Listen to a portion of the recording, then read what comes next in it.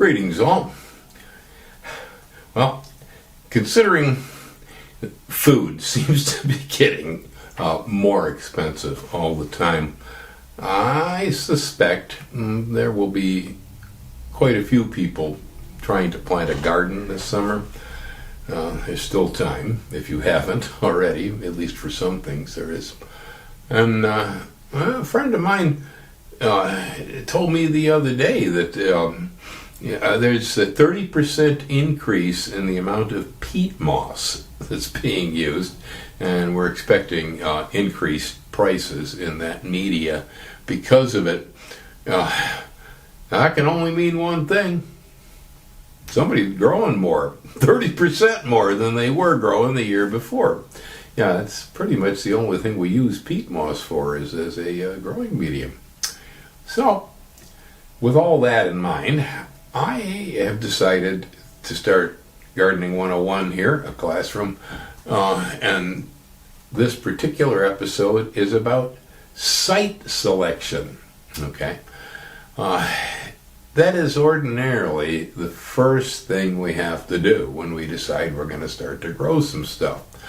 Yep, and for most of us, the parameters around choosing a site for our cultivation are all going to be pretty much the same. Now, gardening varies dramatically from one place to another as far as things you need to do, things that don't work, and so on and so forth.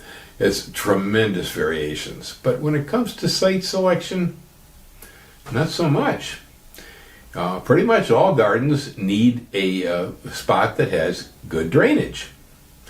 Yeah, now I mean, your soil may be clay, and clay doesn't really drain very well, but there's high spots and low spots. And no matter what, the low spots are generally not a real good idea.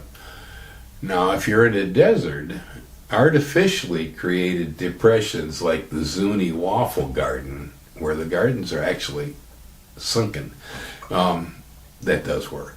But that's a rare situation. Most of us will go out, dig up some soil in the backyard, put down some fertilizer and compost, and shake out a package of watermelon seeds or something. You know, most of us. That's what we're going to do. But choosing the site, so number one, choose for drainage. All right, so it should be a little higher than the surrounding grade if you can afford that. And if you can't, sometimes, making swales or ditches or things can also help control water. With some of the rainfall that's been coming from, New Mexico and Texas up through Chicago, there are no swales, no ditches going to help you. Didn't matter. Yeah. That's what we call a natural disaster in the garden. Anyway, so choosing for drainage, the next thing to choose for is light exposure. The plants, most garden vegetables require quite a bit of sunlight in order to be able to grow and fruit. The ones that produce fruits, like tomatoes, peppers, cucumbers, squash, melons, etc., these really need a lot of light. Okay, anything that's producing a fruit is very hungry for sunlight. Melons, for instance, the amount of sugar in a cantaloupe is equally proportionate to the square footage of the leaf area. Right, they're solar collectors, and the more collectors they got out, the better the melons taste. So, choosing for maximum lighting. Now, a southern exposure for most of us, that is a place where the light comes in from the south. I'm not saying it doesn't have to be a slope or anything on that order. I'm growing here on east and northeast slopes on this island, but the sun is not being blocked. It comes in from the south here. That's what I mean. So that you shouldn't have a skyscraper due south of your garden. Not a good idea. Now, most of us do not have perfect lighting conditions in our yards. So we do our best. And my mother, who was one of the first people to teach me how to garden, right? She had a garden in Illinois that was in a dogleg, fence ran along one side, and then the house come up over here. So it's that little bit between the yards up alongside the house. Now she had a garden in there. I hadn't been the original place where I had sited her garden for her, but over time, because of her dogs running around the yard and tearing everything up, it was put to the dog leg because of the dogs, where she could keep the dogs out of her stuff. And well, the downside was that the light wasn't as good in there. Due south, there was a 6-foot high redwood fence. Due east was another 6-foot high redwood fence. The north was wide open, and on the western side, there was white siding for the house. What saved my mother was white siding. Yes, that's a kind of a shadowy area in there for tomatoes, but she did fine with a lot of crops. Because the white wall reflected light. So reflected light also works. The organic gardening people did an experiment one time between 2 cornfields in Pennsylvania and raised some vegetable crops in between the 2 cornfields where it was quite dark. And their experiments showed that a white painted board was the best surface, beyond aluminum foil, mirrors, everything else they could come up with. But a white painted board reflected the most light to their crops, and they were successfully growing things between 2 cornfields with this. That's how my mother worked out. So sometimes we do our best, and so use your thought process a bit, and see if you can figure out ways to get light into the area. Worst case scenario, we got lots of artificial lighting, LED for cannabis cultivation these days. You can use that to grow basil, cucumbers, tomatoes, and whatnot too. So, worst case scenario, you're growing tomatoes in the closet. But that's a site, I guess, if that's the only site you have, or a patio, a balcony sometimes, in an apartment, maybe that's what you have. Don't put too much weight on it because it'll collapse on the neighbors downstairs. But I have many containers in my garden. Now we have good soil here, and I have rows of corn and cabbages and such out in the soil. But it rains a lot over here in Puna, and so elevating something for drainage is an advantage. So a container sits above the ground, but when it's raining, I don't want to run out to the garden to get a head of lettuce or a green onion or some basil.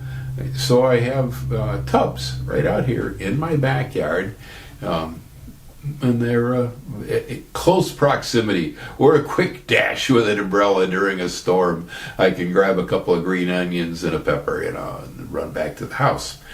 Otherwise, I might just say, oh, forget it, I'm not going to bother with that, and then I'd skip the vegetable that I needed to eat, really. So, again, when your site isn't ideal, you can make a site that's ideal. I use 20-gallon polyethylene tree tubs that come here from a nursery supply operation. I band them with copper foil because folks live here, all about that old nasty rat lungworm problem with the slugs. So by putting them up in the buckets and putting the foil around it, the slugs can't get in. So when you don't have a site, buy a tub and fill it up with potting soil. Okay. Enough on site selection. So choose for good drainage. Choose for maximum light exposure. Okay. Now you might want to consider protection from wind. A lot of crops don't like wind. It dehydrates them. The Hopi who grow corn at First Mesa in the desert, they have to erect brush windbreaks to keep the summer winds from dehydrating the leaves right off of their corn crops. Yeah, so making wind diversion. You can actually, if it isn't the wall of your house or some such thing like that, shrubs, trees, various fences. Yeah, there's a lot of different ways you can break wind. Yeah, and sometimes we break wind when we didn't want to, but anyway, I edit all of those. But so wind protection, drainage, light exposure, protection from high winds. Now we might want to try to consider perhaps soil conditions in the area. I have moved vegetable plots around this 2 acres more than once because of various soil conditions on the 2 acres. It looks pretty uniform, but it isn't. I have some problems in one area and not in another, and so on. Some areas just seem to grow stuff better than others do. So I have moved stuff around. And so choosing the site by using a shovel, it's always a good way to test for stuff. Yep, you can do a basic soil test. The first level, that is the physical, actual structure and nature of your soil, by taking a few scoops of the stuff, tablespoons worth, put them into a quart canning jar, fill it up with water, put the lid on tight, shake it all up real good, turn it into a nice soup, and let it settle overnight. And when it settles, it will settle in layers. And the layers will tell you what your soil's made of, and so the heaviest pieces, of course, fall all the way to the bottom, the sand and the rocks and so on. And silt lays mostly in the middle. It's a medium-sized piece. And the finest pieces, the clays, will lay in their own layer, And so you can look at these as percentages. And when you got more clay than you have silt, well, pretty good chance you got a clay loam soil. When you have more sand than you have clay, you probably got a sandy loam soil. When the predominant constituent is silt, well, you got a silt loam soil. They all have their own issues. Okay, they all have their own issues. And often I have heard novice new gardeners complain about soils that tend to have a high clay content. Well, I kind of understand why they might think that way, but oldest farmer I ever knew, old Hank Klaproth, passed away just short of 100. He's a good friend of mine. Well, he had a Racine, Wisconsin county farm on red adobe, the whole farm, red adobe. And he had various different ways that he dealt with that stuff, but Hank would tell you, there ain't no soil on earth like a clay loam. Why? It'll hold enough water for you in a drought. It'll hold enough nutrients for you. You got a nice loose sandy loam and the water goes right through it. All your fertilizer disappears overnight. There ain't nothing like good clay loam. I was kind of quoting Hank. That's what he used to say. And I grew to appreciate his point of view on this. Because when I lived in the Bay Area, San Francisco Bay Area, we get 16 inches of rain a year in Fremont. It's not very much water. Now, luckily, the Bay Area is not very hot. But it helps. Cooler temperatures, less water, it doesn't evaporate so bad, and so on. There, the soils were fairly dense. A lot of it was uplift, marine uplift. And, I was lucky enough, I guess, to have creek alluvium, Alameda Creek, the meander of the creek at one time had passed under where our house was some thousands of years before, and it had left nice deposits of sands and gravels down below. But on the top, we had it was fairly clay silt loam on the surface. The soil was well, it would get hard when it dried out, you know. Well, when it comes to soils, no matter what you have, workability is the issue when you go into it. Now, if you have a clay soil, you have a very tight workability window. If it's too dry, it's hard as a rock. You can't get into it. If it's too wet, it's like peanut butter. It sticks to everything, and then when it dries out, it's messy.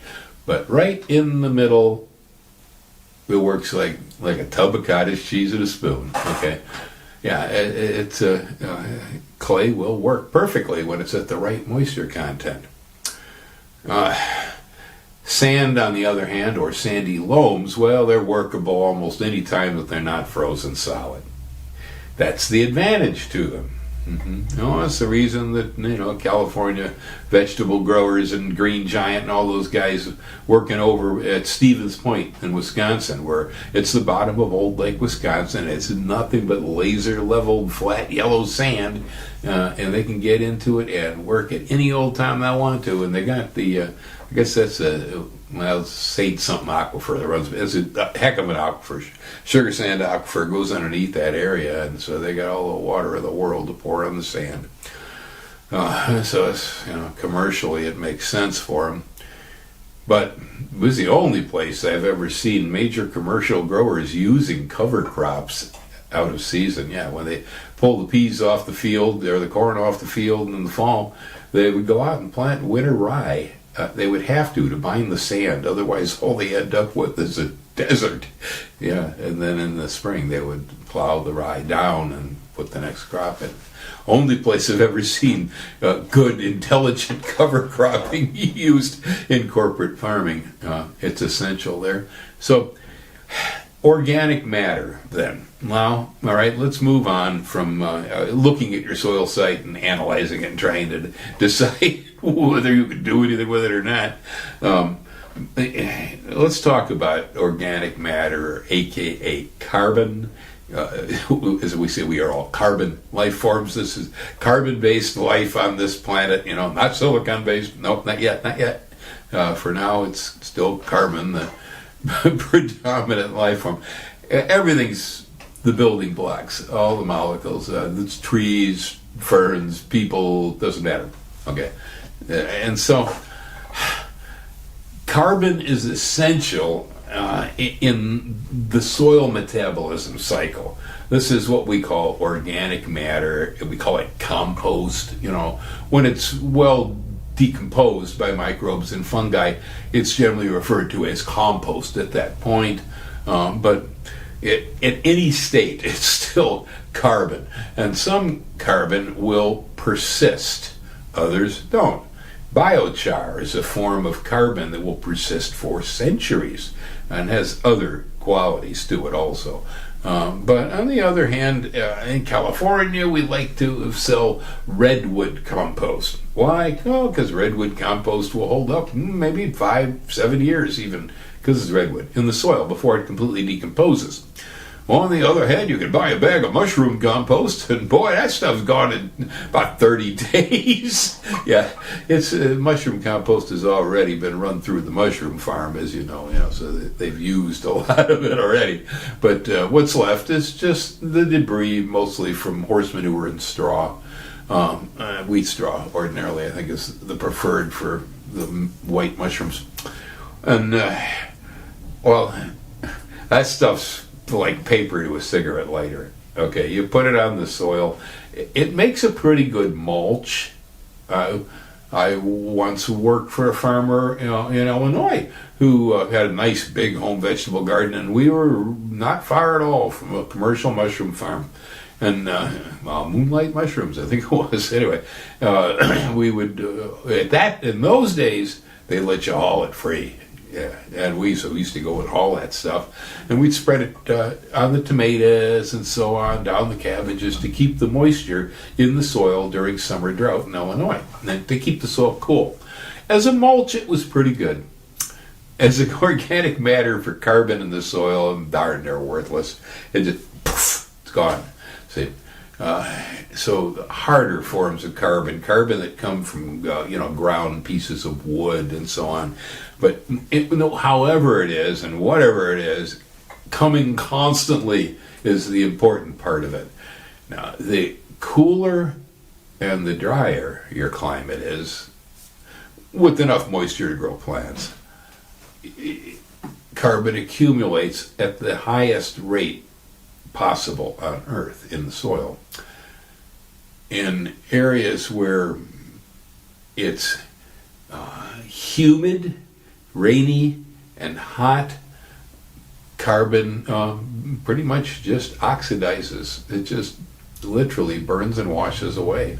It disappears constantly. Here in Hawaii, in Puna is one place where carbon's here today, gone tomorrow.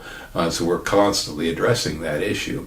In California, it stayed around pretty good, but we had another problem there this season. Now, depending on where you live, these issues, now we start to get into the things where this garden does this thing, but this one does that thing. Well, my uncle in Missouri does it this way. And, well, it's all right because it's different everywhere you go.